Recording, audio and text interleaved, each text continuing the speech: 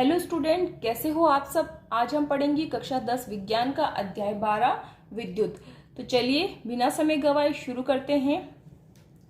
विद्युत का आधुनिक समाज में एक महत्वपूर्ण स्थान है। यह घरों, विद्यालयों, अस्पतालों, उद्योगों तथा ऐसे ही अन्य संस्थानों के विविध उपयोगों के लिए एक नियंत्रित कर सकने योग्य और सुविधाजनक ऊर्जा का रूप है। यानी कि आधुनिक समाज में विद्युत का एक महत्वपूर्ण स्थान है, बहुत जरूरी स्थान है। क्यों? क्योंकि देखो, आप चाहे अपने घर में हो, कहीं विद्यालय में हो, अस्पताल में और उद्योग में, इन सभी जगह पर विद्युत का बहुतायत से यानी कि बहुत प्रकार से उपयोग होता है। और विद्युत क्या है? एक ऊर्जा का रूप है। क्या है? ऊर्जा का रूप है, जिसे हम इन सारे संस्थानों में सुविधाजनक रूप से उपयोग कर सकते हैं। वह क्या है जिससे विद्युत बनती है? किसी विद्युत परिपथ में यह कैसे प्रवाहित होती है? वह कौन से कारक है जो किसी विद्युत परिपथ की विद्युत धारा को नियंत्रित अथवा नियमित करते हैं? इस अध्याय में हम इस प्रकार के प्रश्नों के उत्तर देने का प्रयास करेंगे। यानी कि इस चैप्टर में इस अध्याय में हम क्या पढ़ेंगे कि विद्युत धारा किससे बनती है और ये परिपथ में विद्युत धारा कैसे प्रवाहित होती है और कौन से कारक है जो किसी विद्युत परिपथ में विद्युत धारा को नियंत्रित करते हैं। और साथ ही साथ हम इस चैप्टर में ये भी पढ़ेंगे कि विद्युत धारा के ऊष्मीय प्रभाव और उसके अनुप्रयोगों के बारे में भी हम पढ़ेंगे कि उसके उपयोग क्या क्या है। चलिए इसमें पहला पॉइंट पढ़ते हैं। 12.1 विद्युत धारा और विद्युत परिपथ। हम वायु धारा तथा जल धारा से परिचित हैं। देखिए, जैसे जल धारा क्या है कि बहते हुए जल से नदियों में जल धारा बनती है। जब बहता हुआ पानी होता है तो उसमें मतलब जल की धाराएं बनती है। इसी प्रकार यदि विद्युत आवेश किसी चालक में से प्रवाहित होता है तब हम कहते हैं कि चालक में विद्युत धारा है। यानी कि जब नदियों में पानी बह रहा है तब हम कहते हैं कि जल की धारा है। ठीक है। लेकिन अगर विद्युत परिपथ में आवेश प्रवाहित हो रहा है, किसी चालक में से आवेश प्रवाहित हो रहा है, जैसे मान लीजिए ये चालक है, ठीक है, कोई भी ये चालक है। चालक के लिए यहाँ पर अगर आप देखेंगे तो जैसे चालक का उदाहरण क्या दिया है, धातु का तार। तो मान लीजिए ये कोई धातु का तार है। अब इसमें से अगर आवेश प्रवाहित हो रहा है, ठीक है, इसमें से अगर आवेश प्रवाहित हो रहे हैं तब हम इसमें कहेंगे कि इसमें से विद्युत धारा प्रवाहित हो रही है। ठीक है। अब जैसे अभी हमने पढ़ा कि ये कोई चालक है, चालक जैसे धातु का तार। यानी कि अब देखिए, चालक किसे कहते हैं? जितनी भी धातु की वस्तुएं हैं वो सब चालक कहलाती है। चालक का उदाहरण अगर आपसे पूछे तो धातु है ना, धातुएं, सब धातुएं विद्युत की चालक होती है। और अब धातुओं में भी अगर आप देखो तो जैसे लोहा हो गया, तांबा हो गया, ये धातुएं हैं जो विद्युत की चालक है। और इसके अलावा भी बहुत सारी धातुएं विद्युत की चालक हैं। और अचालक वस्तुएं कौन सी होंगी? सारी अधातुएं विद्युत की अचालक होंगी। एग्जाम्पल के लिए जैसे प्लास्टिक, रबड़, कांच, ये सारी वस्तुएं क्या होगी? अचालक। ठीक है। तो अगर किसी चालक में विद्युत आवेश प्रवाहित हो रहा है तब हम कहेंगे कि उसमें विद्युत धारा प्रवाहित हो रही है। हम जानते हैं किसी टॉर्च में सेल अथवा बैटरी, यानी कि सेल को हम क्या कहते हैं? बैटरी भी कहते हैं। लेकिन हम सेल को बैटरी कब कहते हैं? जब सेल उचित क्रम में रखे जाते हैं। ये उचित क्रम क्या होता है, अब इसके बारे में देख लेते हैं। जैसे आप लोगों ने अपने घर में जो घड़ी में सेल यूज होते हैं वो तो आप लोगों ने देखे ही होंगे। ठीक है। सेल कैसा होता है? तो चलिए हम देख लेते हैं। एक सेल एक बेलनाकार संरचना होती है, ठीक है, जिसका एक सिरा प्लेन होता है और दूसरे सिरे पर एक टोपीनुमा स्ट्रक्चर होता है। और अगर आप ध्यान से देखोगे तो सेल के एक सिरे पर प्लस लिखा होता है और दूसरे पर माइनस लिखा होता है। तो ये इसका धन टर्मिनल है और ये इसका ऋण टर्मिनल है। अब जब हम किसी सेल को किसी भी उपकरण में एक से ज्यादा सेल लगाते हैं तो उसको लगाने का एक क्रम होता है। कैसे? जैसे ये मान लो, ये जब हमने सेल लगाया तो इसका ये टोपीनुमा स्ट्रक्चर है और ये प्लेन वाला सिरा है। जब हम दूसरा सेल लगाएंगे तो प्लेन वाले सिरे के पास इसका टोपीनुमा स्ट्रक्चर रखेंगे और पीछे, और ये प्लेन वाला सिरा इधर आ जाएगा। ठीक है। अब जब तीसरा सेल लगाएंगे तो टोपीनुमा स्ट्रक्चर इसके पीछे आएगा और ये प्लेन वाला सिरा पीछे हो जाएगा। तो जब ये सिंगल सेल है तब तो हम इसको कहेंगे सेल, लेकिन जब हम ये सेलों को हमने उचित क्रम में लगा दिया तब हम इसे क्या कहेंगे, बैटरी कहेंगे। क्या कहेंगे, बैटरी। ठीक है, तो इसलिए यहाँ पे कहा गया है कि चालक में हम जानते हैं कि किसी टॉर्च में सेल अथवा बैटरी, सेल यानी कि बैटरी, बैटरी कब कहेंगे, जब हम सेलों को उचित क्रम में रखते हैं।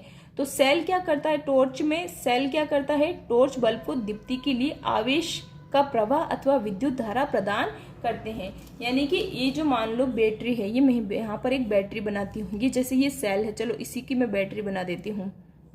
ये मान लो कोई बैटरी में सेल लगे हुए हैं, ठीक है। तो ये जो सेल है, ये इसमें जो बल्ब लगा हुआ है बैटरी में, तो ये सेल इसको क्या करते हैं, आवेश प्रदान करते हैं। ये जो सेल है ये इसको क्या देते हैं, आवेश देते हैं। आवेश कहो या फिर क्या कहो, विद्युत धारा प्रदान करते हैं। क्या प्रदान करते हैं, विद्युत धारा प्रदान करते हैं, जिससे ये जो बल्ब है वो रोशनी देता है, यानी कि दीप्ति देता है।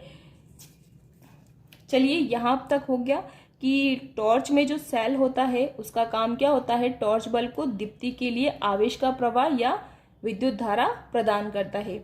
हमने यह भी देखा कि टॉर्च तभी प्रकाश देती है जब उसके स्विच को ऑन करते हैं।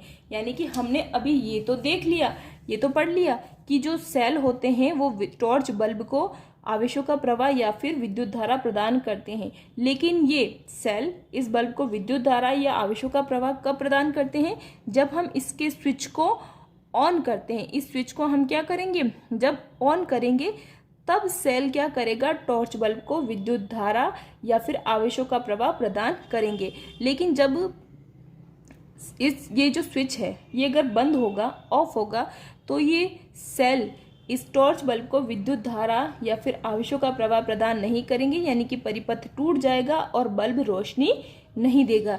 यानी कि इस स्विच का क्या काम है, इस स्विच का क्या काम है कि ये सेल के और इस विद्युत बल्ब के बीच में एक चालक संबंध जोड़ता है। चालक संबंध बनने से सेल क्या करता है, विद्युत बल्ब तक आवेशों का प्रवाह या विद्युत धारा प्रदान करता है। ओके, तो चलिए ये सारी बातें इस पैराग्राफ में लिखी हुई है। टॉर्च बल्ब को दीप्ति के लिए आवेश का प्रवाह अथवा विद्युत धारा प्रदान करते हैं, ये हमने पढ़ लिया था। हमने यह भी देखा है कि टॉर्च तभी प्रकाश देती है जब उसके स्विच को ऑन करते हैं। तो स्विच क्या कार्य करता है, स्विच सेल तथा बल्ब के बीच चालक संबंध जोड़ता है। ये मैंने अभी आपको बताया कि जब हम स्विच ऑन करते हैं तभी सेल क्या करेंगे, टॉर्च बल्ब तक आवेशों का प्रवाह या विद्युत धारा प्रदान करेंगे। किसी विद्युत धारा के सतत तथा बंद पथ को विद्युत परिपथ कहते हैं। ठीक है, तो अभी सतत तथा बंद परिपथ क्या है, सतत तथा बंद परिपथ का मतलब ये है कि जैसे ये परिपथ है, ठीक है, जैसे ये आपको समझ में नहीं आएगा, मैं इसका आपको एक विद्युत परिपथ बना के बताती हूँ। जो इसका परिपथ है वो बुक में बना हुआ है, वो मैं आपको बताती हूँ। जैसे मान लीजिए ये जो अभी हमने टॉर्च बनाई थी उसी का परिपथ है। ये यहाँ पर इसमें सेल लगे हुए हैं, है ना। ये मान लीजिए आपके टॉर्च का बल्ब है और ये जो स्विच है। जब हम क्या करते हैं, ये जो मैंने आपको बना के बताया, ये मैंने आपको पूरा चित्र बना के समझाया, है ना। ये देखिए मैंने इस तरह से इसमें सेल लगा रखे हैं, ये बल्ब बना रखा है और ये स्विच बना रखा है। लेकिन इसको क्या किया जाता है, एक सरल रूप से इस तरह से जब प्रदर्शित किया जाता है तब इसको हम कहते हैं परिपथ, है ना। अब देखिए ये परिपथ सतत है, सतत यानी कि पूरा सब सारे उपकरण एक दूसरे से जुड़े हुए हैं। ये कुंजी जुड़ी हुई है सेल से, सेल जुड़ा हुआ है बल्ब से, और बल्ब जुड़ा हुआ है अमीटर से, और अमीटर जुड़ा हुआ है कुंजी से। तो ये पूरा एक बंद परिपथ है, कहीं से खुला हुआ नहीं है। और यहाँ पर ये डॉट का मतलब है कि यहाँ पर स्विच ऑन है। जब स्विच ऑन है तो बल्ब जलेगा, है ना। और अगर यहाँ पे ये डॉट नहीं होता है तो उसका मतलब होता है कि ये जो स्विच है वो बंद है, ऑफ है। और अगर ये ऑफ होगा तो विद्युत सेल से, ये जो सेल है टॉर्च सेल से टॉर्च बल्ब तक आवेशों का प्रवाह नहीं होगा, विद्युत धारा का प्रवाह नहीं होगा, और ये बल्ब क्या हो जाएगा, बंद। और यहाँ पर जो ये एरो के जो निशान है ना, वो आपको धारा की दिशा बता रहे हैं कि धारा की दिशा कहाँ से, प्लस से माइनस की तरफ होती है, किससे, धन आवेश से ऋण आवेश की तरफ होती है। ठीक है। और इसकी दिशा के बारे में हम आगे और बात करेंगे कि दिशा, जो विद्युत धारा की दिशा क्या होती है, ठीक है। तो ये क्या है, एक तरह से बनाया हुआ एक विद्युत परिपथ है।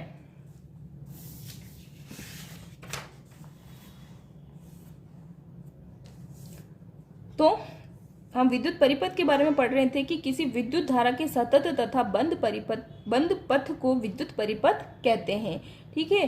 अब यदि परिपथ कहीं से टूट जाए, परिपथ टूटने का मतलब क्या है, अथवा टॉर्च के स्विच को ऑफ कर दे। अभी मैंने जब आपको चित्र बताया तो मैंने आपको ये बताया था कि परिपथ स्विच अगर ऑफ होगा तो बल्ब नहीं जलेगा, यानी कि स्विच ऑफ होने का मतलब क्या है कि परिपथ का टूट जाना है ना, वो सतत नहीं रहा, अब वो टूट गया है, ठीक है। तो अगर परिपथ टूट जाए तो विद्युत धारा का प्रवाह समाप्त हो जाता है तथा बल्ब दीप्ति नहीं देता है, ठीक है। स्विच ऑफ करेंगे तो टॉर्च का जो बल्ब है वो बंद हो जाएगा। क्यों बंद हो जाएगा, क्योंकि उसमें परिपथ टूट गया है और विद्युत धारा का प्रवाह बंद हो गया है, ठीक है। अब आगे बढ़ते हैं, हम विद्युत धारा को कैसे व्यक्त करें, यानी कि जो विद्युत धारा के हम बारे में बात कर रहे हैं हम उसको कैसे व्यक्त करें, कैसे बताएं कि विद्युत धारा क्या होती है, ठीक है। विद्युत धारा को एकांक समय में किसी विशेष क्षेत्र से प्रवाहित आवेश के परिमाण द्वारा व्यक्त किया जाता है। तो हमने विद्युत धारा को किससे व्यक्त किया है, हमने विद्युत धारा को आवेशों के परिमाण द्वारा व्यक्त किया है कि कितने आवेश प्रवाहित हो रहे हैं किसी एक क्षेत्रफल से, किसी एक क्षेत्रफल से किसी विशेष समय में कितने आवेश प्रवाहित हो रहे हैं, इसके आधार पर हमने विद्युत धारा को परिभाषित किया है। दूसरे शब्दों में हम ये कह सकते हैं कि विद्युत आवेश के प्रवाह की दर को विद्युत धारा कहते हैं। यानी कि हम जब ये बात करते हैं किसी भी वस्तु के लिए या फिर किसी भी चीज के लिए कि कितने समय में कितने आवेश प्रवाहित होंगे विद्युत धारा, यानी कि अब जब समय की बात होती है कि इतने समय में इतना काम हो रहा है, इतने समय में इतने आवेश प्रवाहित हो रहे हैं, यानी कि यहाँ पर हम आवेशों की दर की बात कर रहे हैं। दर मतलब कि एक सेकंड में कितने आवेश प्रवाहित हो रहे हैं, ठीक है। आप ऐसे समझ लीजिए, समय के आधार पर जब हम बात करें कि भाई इतने समय में इतने आवेश प्रवाहित हो रहे हैं, यानी कि हम आवेशों के प्रवाह की दर की बात कर रहे हैं। तो दूसरे शब्दों में हम ये कह सकते हैं कि विद्युत आवेश के प्रवाह की दर को विद्युत धारा कहते हैं, ठीक है। और उन परिपथों में जिनमें धातु के तार उपयोग होते हैं, आवेशों के प्रवाह की रचना इलेक्ट्रॉन करते हैं। तो अब वो परिपथ जिनमें क्या यूज होता है, धातु के तार उपयोग होते हैं, उनमें आवेशों के प्रवाह की रचना, यानी कि उसमें आवेश किस वजह से प्रवाहित होते हैं, क्या कारण है, तो इलेक्ट्रॉनों की वजह से प्रवाहित होते हैं, क्योंकि धातु के तार में क्या होते हैं, इलेक्ट्रॉन होते हैं, और इलेक्ट्रॉनों के कारण ही आवेशों का प्रवाह होता है। तथापि जिस समय विद्युत की परिघटना का सर्वप्रथम प्रेक्षण किया गया, यानी कि जब सबसे पहले विद्युत घटना को देखा गया, उस समय इलेक्ट्रॉनों के बारे में कोई जानकारी नहीं थी। अभी हम क्या कह रहे हैं कि धातु के तार में जो आवेशों का प्रवाह हो रहा है वो किसके कारण हो रहा है, इलेक्ट्रॉन के कारण हो रहे।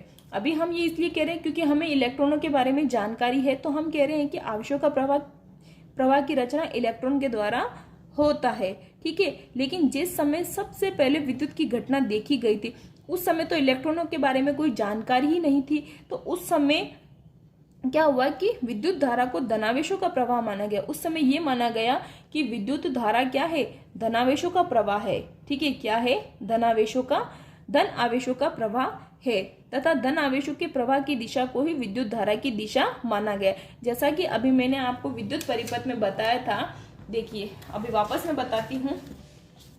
जब मैं आपको ये परिपथ बताया था तो मैंने आपको ये कहा था कि देखिए विद्युत धारा की दिशा क्या है, कि ये धन आवेश से जो विद्युत धारा, देखिए एरो का निशान विद्युत धारा की दिशा बता रहा है। तो मैंने आपको ये बताया था कि जो विद्युत धारा है वो धन आवेश से ऋण आवेश की ओर जा रही है। मैंने आपको यही बताया, तो मैंने आपको ये इसी आधार पर बताया, क्योंकि देखिए अभी हमने क्या क्या पढ़ा कि अगर कोई धातु है उसमें जो आवेशों का प्रवाह हो रहा है, वो आवेशों का प्रवाह किस कारण हो रहा है, इलेक्ट्रॉनों के कारण हो रहा है। लेकिन सबसे पहले जब विद्युत प्रवाह की घटना देखी गई, उस समय इलेक्ट्रॉनों के बारे में कोई भी जानकारी नहीं थी। तो उस समय जो धनावेशों के प्रवाह को विद्युत धारा माना गया, ओके। और ये माना गया कि धनावेश के प्रवाह की दिशा को ही विद्युत की दिशा माना गया।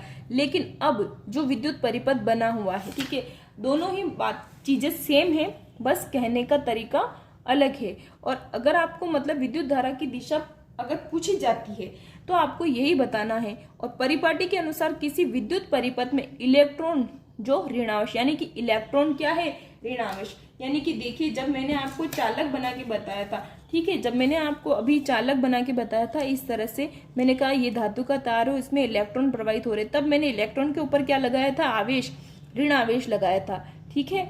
यानी कि जो धातु के तार में क्या है, ये इलेक्ट्रॉन है और इलेक्ट्रॉन क्या है, ऋण आवेशित है, ठीक है। तो यहाँ पे क्या है कि इलेक्ट्रॉन जो क्या है, ऋणावेश के प्रवाह की दिशा की विपरीत दिशा को विद्युत धारा की दिशा माना जाता है। एक बार फिर से देख लेते हैं ध्यान से कि परिपाटी के अनुसार किसी विद्युत परिपथ में इलेक्ट्रॉन जो ऋणावेश है, या फिर आप कह सकते हो कि या तो ये कह दो कि ऋणावेश के प्रवाह की दिशा के विपरीत दिशा, या ये कह दो कि इलेक्ट्रॉनों के प्रवाह के दिशा की विपरीत दिशा। अब चलिए मैं इसको आपको समझा देती हूँ को विद्युत धारा की दिशा क्या होता है। अगर आप ये कहो, जो पहले वाली जो परिभाषा थी उसमें विद्युत धारा की दिशा क्या मानी गई, धनावेशों के प्रवाह की दिशा, और धनावेश के प्रवाह की दिशा क्या रही, ये देखिए ये धन आवेश है तो इसकी प्रवाह की दिशा ये रही, ठीक है। लेकिन अभी जो परिपाटी के अनुसार हम विद्युत धारा की दिशा क्या बताएंगे, ये देखिए, इलेक्ट्रॉन कहिए चाहे ऋणावेश कहिए, दोनों बातें एक ही है। तो अभी हम जो विद्युत धारा की दिशा बताएंगे वो हम बताएंगे कि ऋणावेशों के प्रवाह की दिशा, देखो ऋणावेश इस दिशा में जा रहे हैं, इसका प्रवाह ये रहा, ऋणावेश के प्रवाह की विपरीत दिशा, तो ऋणावेश का प्रवाह की दिशा तो ये है और उसकी विपरीत दिशा कौन सी है, ये, तो ये क्या होगी, विद्युत धारा की दिशा होगी।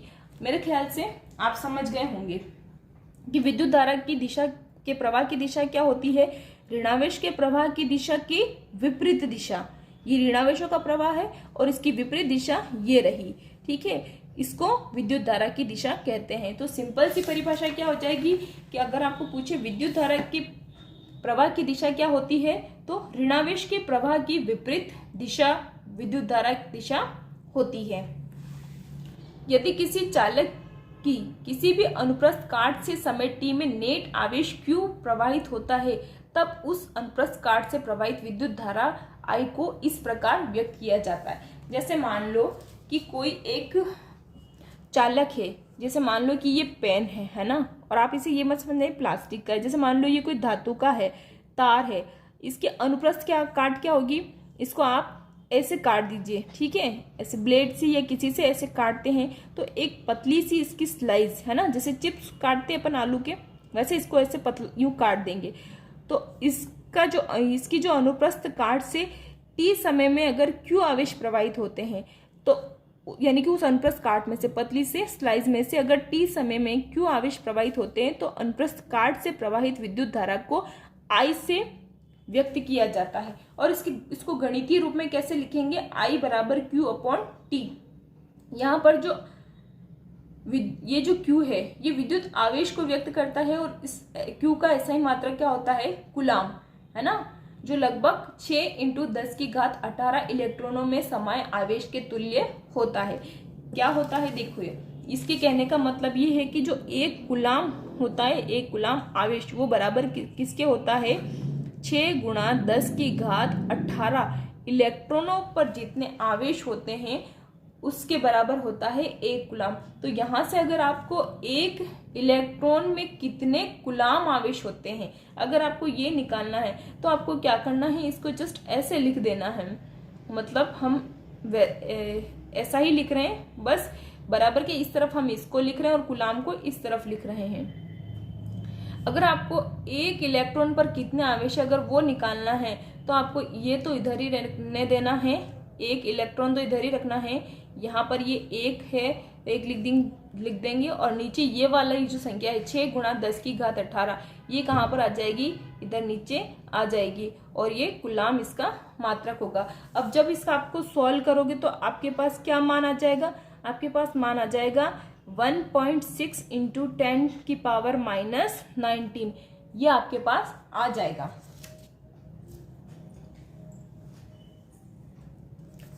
तो जैसे एक कूलाम में इतने इलेक्ट्रॉनों पर समाये आवेश होते हैं, तो एक इलेक्ट्रॉन पर 1.6 गुणा 10 की घात -19 कूलाम आवेश होता है। विद्युत धारा को एक मात्रक जिसे एम्पियर कहते में व्यक्त किया जाता है। देखिए ये रही विद्युत धारा है ना, ये जो विद्युत धारा है इसका मात्रक क्या होता है, एम्पियर होता है, और एम्पियर को ए से प्रदर्शित किया जाता है। और विद्युत धारा का जो मात्रक है वो एक फ्रांसीसी वैज्ञानिक है आंद्रे मेरी एम्पियर, उनके नाम पर इसका मात्रक रखा गया है। अगर आपको 1 एम्पियर की परिभाषा लिखने के लिए बोला जाए तो आप क्या कहोगे कि 1 एम्पियर विद्युत धारा की रचना, यानी कि 1 एम्पियर विद्युत धारा की रचना कब होगी? 1 एम्पियर विद्युत धारा की रचना प्रति सेकंड, यानी कि हर 1 सेकंड 1 कूलाम आवेश के प्रवाह से होती है। देखिए अगर आपको 1 एम्पियर की परिभाषा, आपने ये तो पढ़ लिया कि विद्युत धारा है ना बराबर क्या होता है, Q/T होता है।